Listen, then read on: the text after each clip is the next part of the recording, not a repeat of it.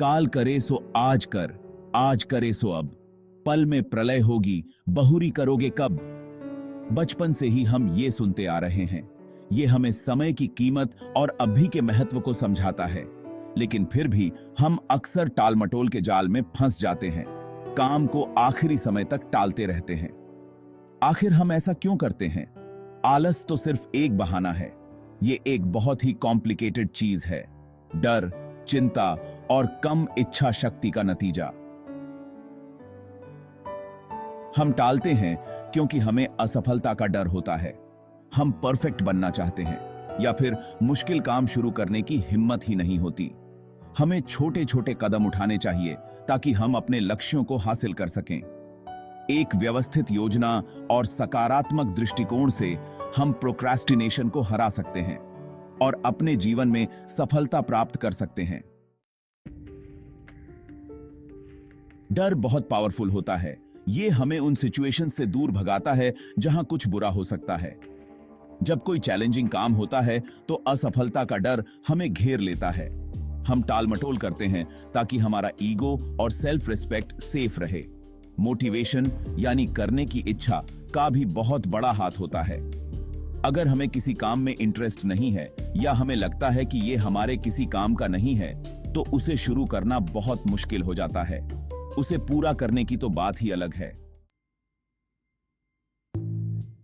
जरा सोचो, आप किसी से बात कर रहे हो और वो हां तो बोल रहे हैं, पर उनका बॉडी लैंग्वेज कुछ और ही कहानी कह रहा है। उनकी आर्म्स क्रॉस्ड हैं, नजरें इधर उधर भाग रही हैं और उनकी स्माइल भी बनावटी लग रही है। असल में वो क्या कहना चाह रहे हैं? बॉडी लैंग्वेज यानी हमारे जेस्चर्स, पोस्चर्स और फेशियल एक्सप्रेशंस बहुत कुछ बोलते हैं। ये हमारे छुपे हुए इमोशंस को रिवील कर सकते हैं, हमारी बातों को झुठला सकते हैं और हमें सामने वाले के असली विचारों और भावनाओं को समझने में मदद कर सकते हैं।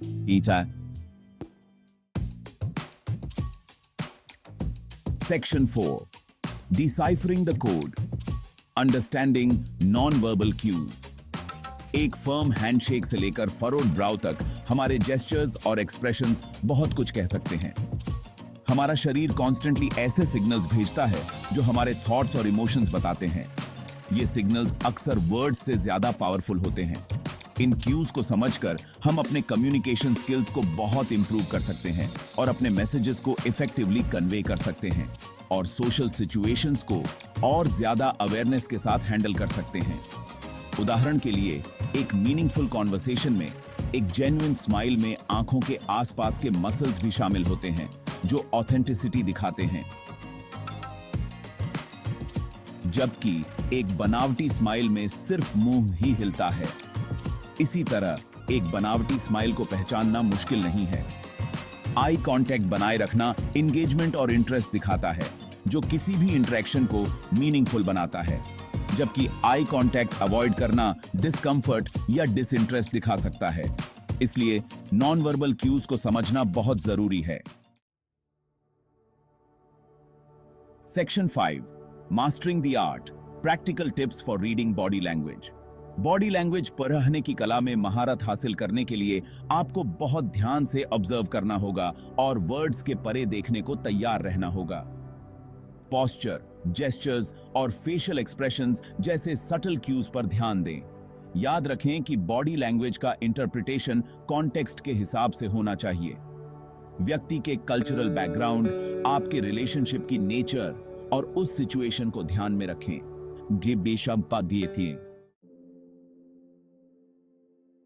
Section 6, the final curtain, a call to action.